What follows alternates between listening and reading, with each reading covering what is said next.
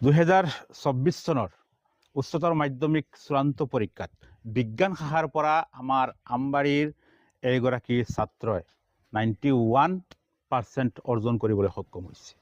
কোনো সাধাৰণ কথা নহয় বা কোনো সহজ কথা নহয়।